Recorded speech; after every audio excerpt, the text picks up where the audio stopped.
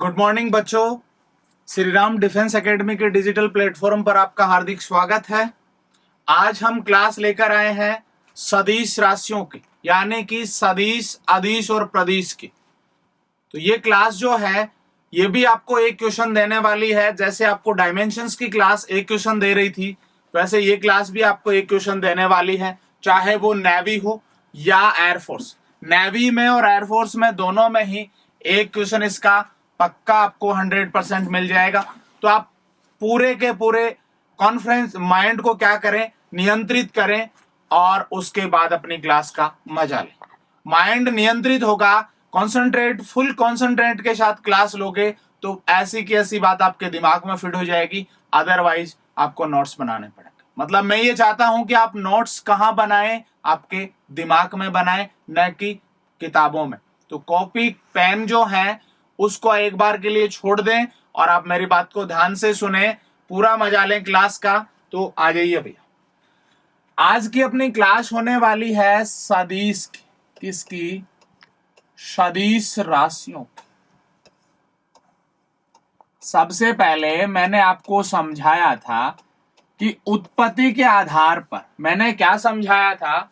मैंने आपको यह समझाया था कि उत्पत्ति के आधार पर भौतिक राशियां जो होती है वो तीन प्रकार की होती हैं। कौन सी? एक मूल भौतिक राशि, एक व्युत्पन्न भौतिक राशि और एक पूरक भौतिक राशि। फिर मैंने आपको बताया, अब मैं आपको यह बताऊंगा कि दिशा के आधार पर जो भौतिक राशियां होती है वो भी कितने प्रकार की होती है? तीन प्रकार की होती है। यानी कि दिशा के आधार पर, किसके आधार पर कह रहा हूं? मैं कह रहा हूं आपको दिशा के आधार पर, दिशा के आधार पर भौतिक राशियां जो है वो कितने प्रकार की होती हैं? तीन प्रकार की होती है। बच्चा, कितने प्रकार की भौतिक राशियां दिशा के आधार पर? तीन प्रकार की। कौन सी बनाते हैं? देखो जी, दिशा के आधार पर भौतिक राशियां बच्चा तीन प्रकार की होती हैं। कौन सी? सदिश, दूसरी अदिश और तीसरी प्रदिश।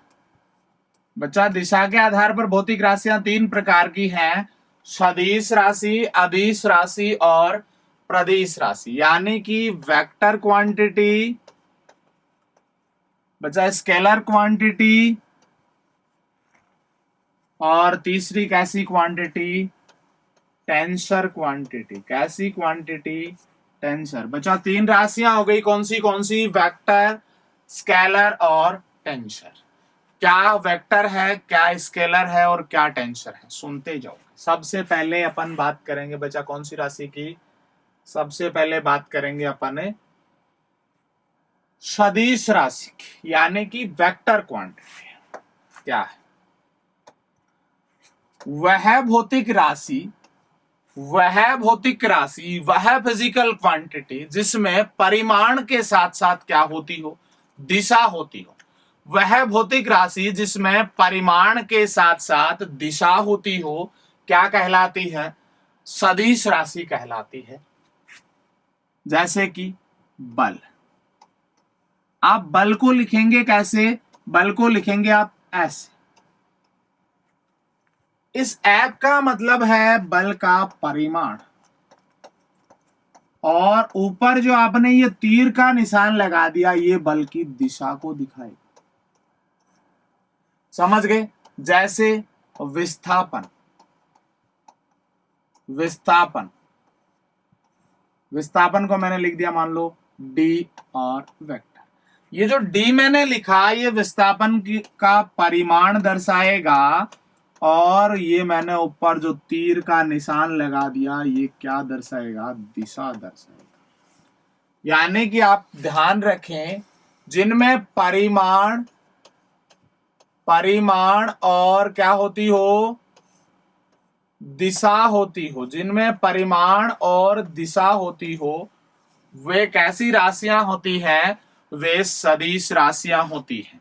समझ गए बात को? दूसरा बात, स्केलर क्वांटिटी, यानी कि अदिश राशियां। अदिश राशियों में दिशा नहीं होती, इनमें केवल कौन होता है, परिमाण होता है, इनमें दिशा का कोई लेना देना नहीं होता। समझ गए बात को। तीसरी होती है टेंसर क्वांटिटी। टेंसर क्वांटिटी में क्या होता है, टेंसर क्वांटिटी या प्रदिश राशि में भी परिमाण होता है और दिशा भी होती है। समझ गए बात को। टेंसर क्वांटिटी में परिमाण भी होता है और दिशा भी होती है। जैसे मैंने लिखा दाब, प्रेशर जो होता है वो। जैसे मैंने लिखा विद्युत धारा, क्या लिखा, विद्युत धारा। भाई साहब बात को समझना, टेंसर में भी परिमाण और दिशा है और वेक्टर में भी परिमाण और दिशा है। सर दोनों में अंतर क्या होगा, समझ रहे हो ना बात को। दोनों में अंतर क्या होगा, टेंसर में और वेक्टर में अंतर क्या होगा, दोनों सेम है, सेम नहीं है, दोनों में क्या है, अंतर है। अंतर क्या है, जो सदिश राशियां होती है उनका जोड़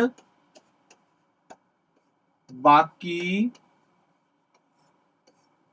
गुणा और भाग, यानी कि सदिश राशियों की जो मैथमेटिकल इक्वेशंस होती है, गणितीय संक्रियाएं होती है, वो सदिश नियम से होती है। कौन से नियम से होती है, सदिश नियम से।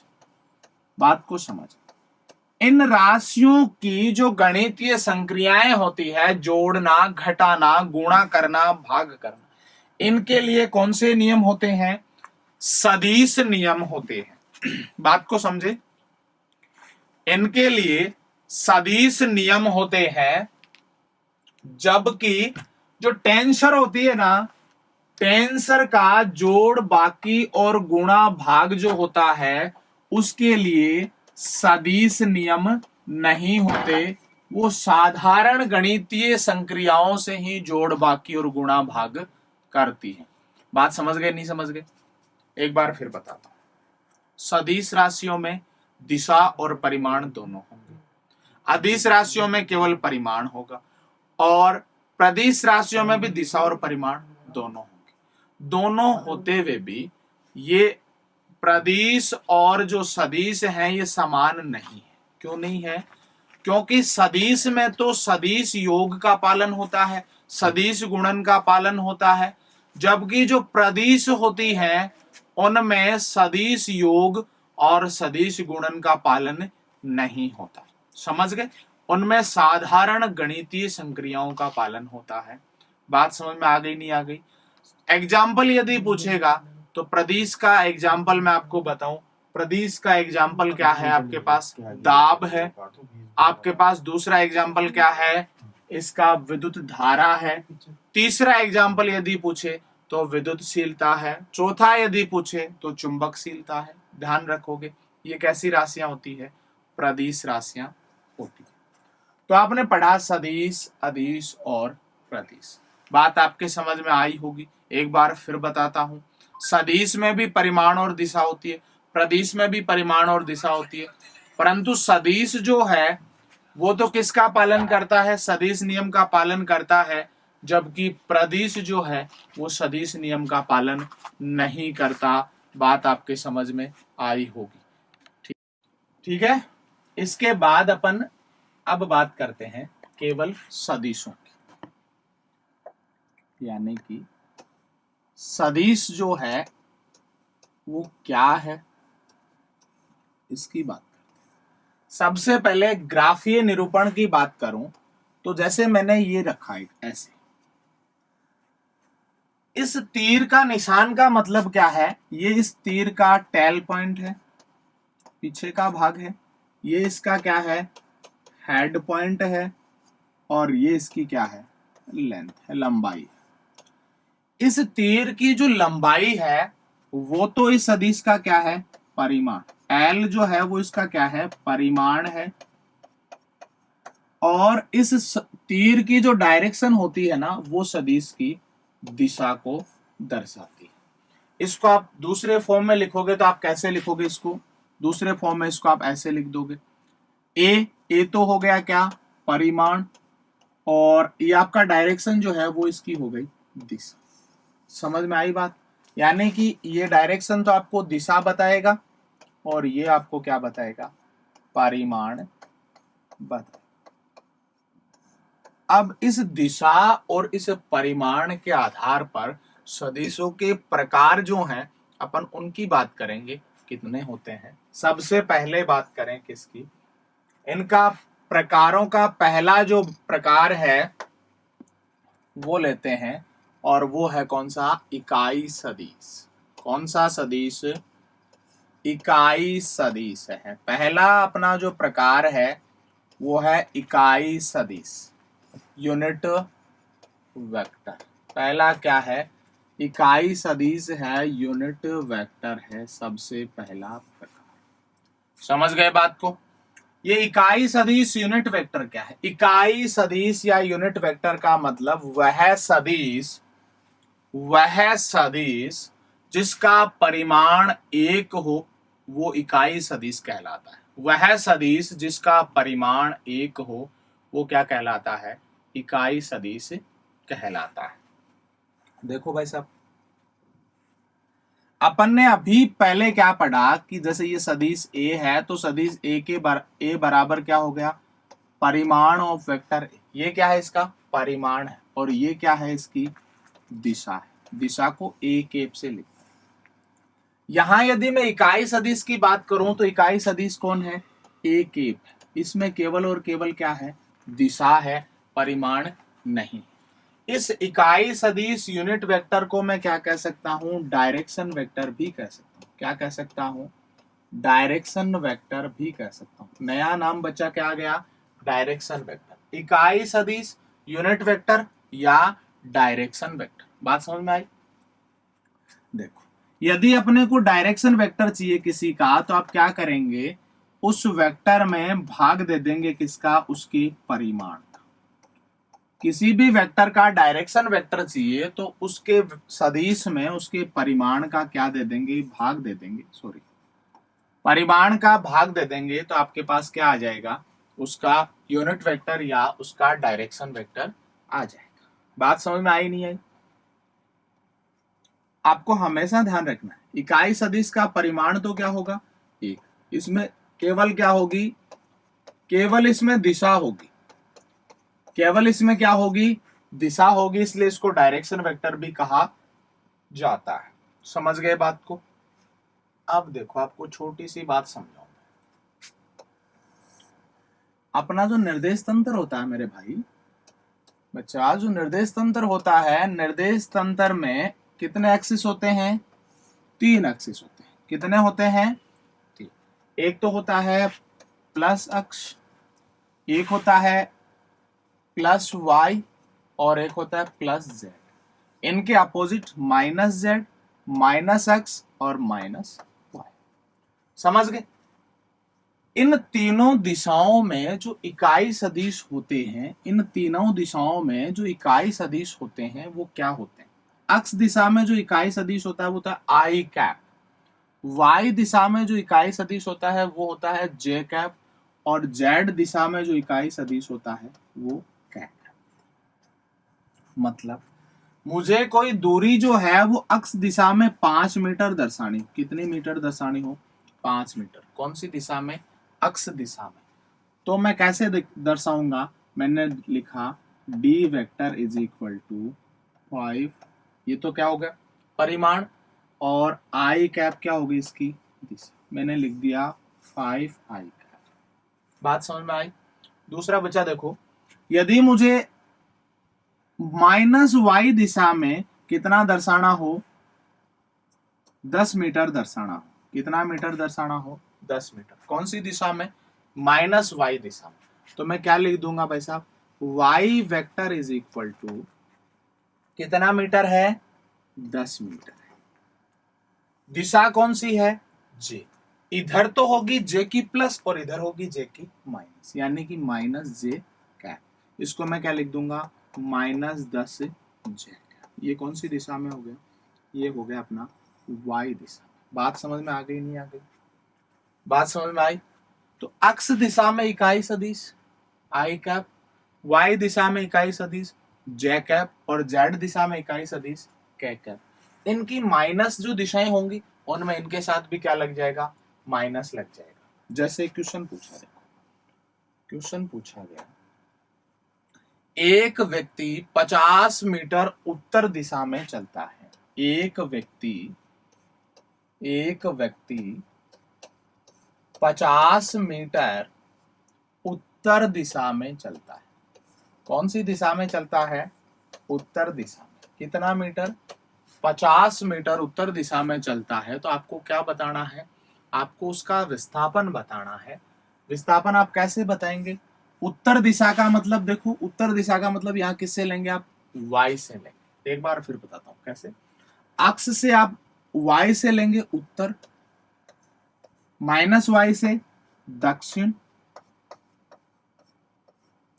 ये वाली डायरेक्शन होती है पूर्व, ये वाली डायरेक्शन होती है पश्चिम, और ये वाली डायरेक्शन होती है, ये ऊपर होता है अपवार्ड, ऊपर, उत्तर नहीं, और ये होता है नीचे। देखो 3D की आकृति है, बोर्ड पे मैं बना नहीं सकता। आपने ये देखे, ये अक्ष, ये y, ये देखो ये कौन सा हो गया, ये ऊपर हो गया, और इसके अपोजिट नीचे, इसको z कैप कहेंगे, और इसके अपोजिट नीचे होगा वो माइनस z होगा। z को किससे डिनोट करोगे, k कैप से, और माइनस z को माइनस k कैप से डिनोट करोगे। बात समझ में आई नहीं आई। अब भाई साहब आप आगे बढ़ेंगे, तो इसका आंसर क्या कह रहा है, एक व्यक्ति जो है वो 50 मीटर उत्तर दिशा में जाता है।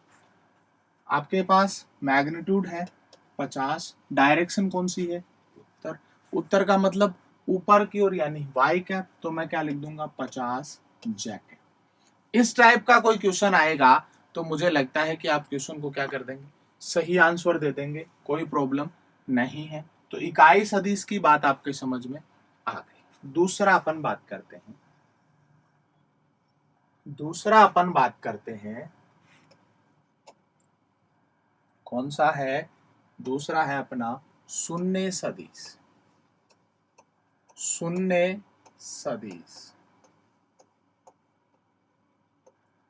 शून्य सदिश जो होता है वो क्या होता है, शून्य सदिश का मतलब वह सदिश जिसका परिमाण क्या हो, 0 हो। इकाई सदिश में तो परिमाण 1 था, शून्य सदिश का परिमाण कितना होगा, परिमाण होगा 0। शून्य सदिश का परिमाण होने वाला है 0, यानी कि 0 वेक्टर।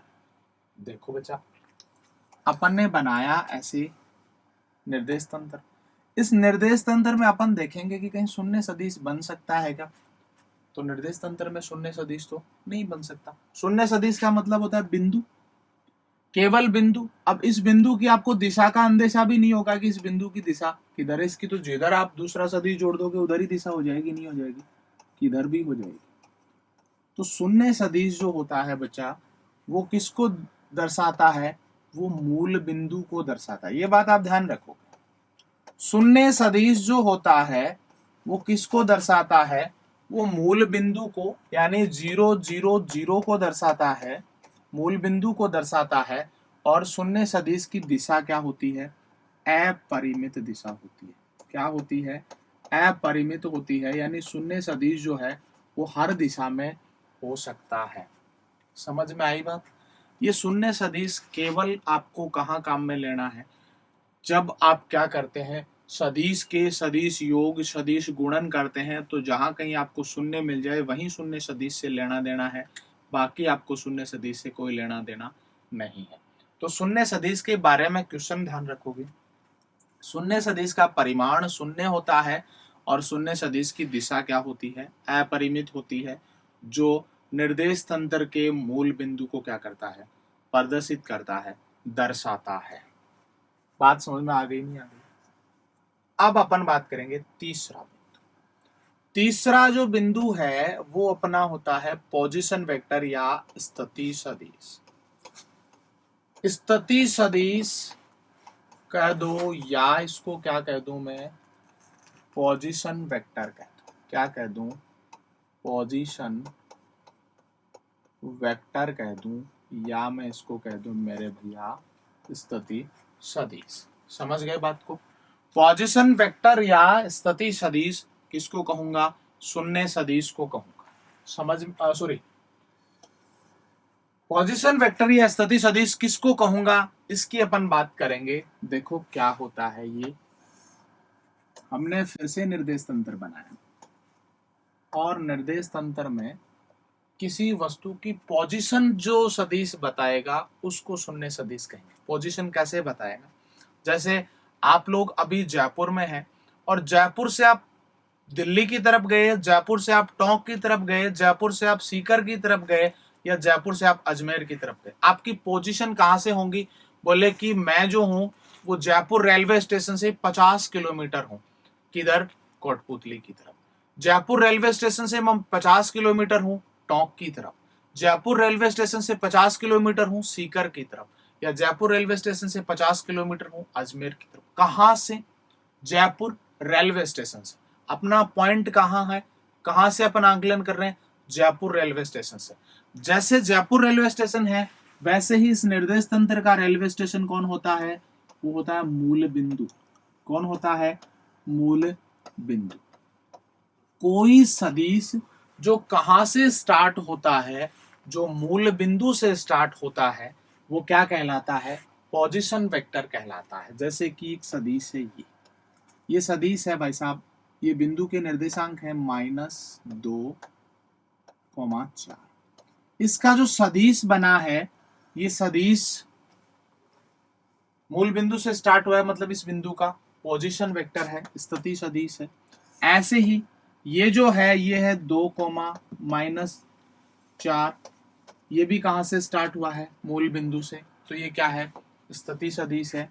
ये जो है वो भी यहां से स्टार्ट हुआ, जैसे कि ये क्या हो गया? -2,-2, ये भी क्या है? स्थिति सदिश है। मतलब आपको ये ध्यान रखना है कि जो सदिश कहां से शुरू होता हो, मूल बिंदु से शुरू होता हो, वो स्थिति सदिश कहलाता है। अब इस सदिश को आप कैसे लिखेंगे? आपको ये निर्देशांक लिखने तो पता होंगे। निर्देशांक में सबसे पहले लिखेंगे अक्ष का वैल्यू, फिर लिखेंगे y का वैल्यू, और 3D हो तो उसके बाद लिखेंगे z का वैल्यू। निर्देशांकों में सबसे पहले लिखते हैं अक्ष और फिर लिखते हैं कॉमा y और फिर लिखते हैं कॉमा z। अपन देखेंगे पहले वाला, ये a है। तो यदि मैं a सदिश निकालूंगा तो a सदिश में सबसे पहले तो मैं लिखूंगा क्या? a का वैल्यू, अक्ष का वैल्यू। अक्ष का वैल्यू कितना है? -2। माइनस पहले ही साथ में दे दिया और दिशा कौन सी है? आई कैप। समझ गए? प्लस 4 किसके लिए आएगा? y के लिए। y की दिशा क्या लिखोगे? j cap. तो आपका a का स्थिति सदिश क्या बन गया? -2i cap plus 4j cap. बात समझ में आई? दूसरा अपन बनाएंगे किसका? ये जैसे ये आपका b है तो b का स्थिति सदिश बनाएंगे। तो b का स्थिति सदिश बच्चा आप बनाओ, वीडियो को पॉज करो, स्थिति सदिश बनाओ। देखो पहले लिखेंगे अपन अक्ष का वैल्यू। अक्ष का वैल्यू -2 लिखा, आई कैप लिखा। फिर लिखेंगे y का वैल्यू, ये भी -2 लिखा और j कैप लिखा। इस बिंदु का स्थिति सदिश आपको क्या मिल गया? ये वाला मिल गया। तीसरा जो बिंदु है वो आपका देखो, जैसे c के लिए बात करें तो वेक्टर c फाइंड करेंगे। सबसे पहले अक्ष का वैल्यू आपने लिखा 2, पॉजिटिव है, सीधा आई कैप लिखा, कॉमा -4 और j कैप। कॉमा हटा दो, सीधा माइनस लिखो, -4 j कैप। ये क्या होगा? इसका स्थिति सदिश हो गया। समझ में आई बात? इस प्रकार का क्वेश्चन और भी पूछा जा सकता है। वो क्वेश्चन कैसे? क्वेश्चन देखो, एक व्यक्ति मूल बिंदु से 10 मीटर उत्तर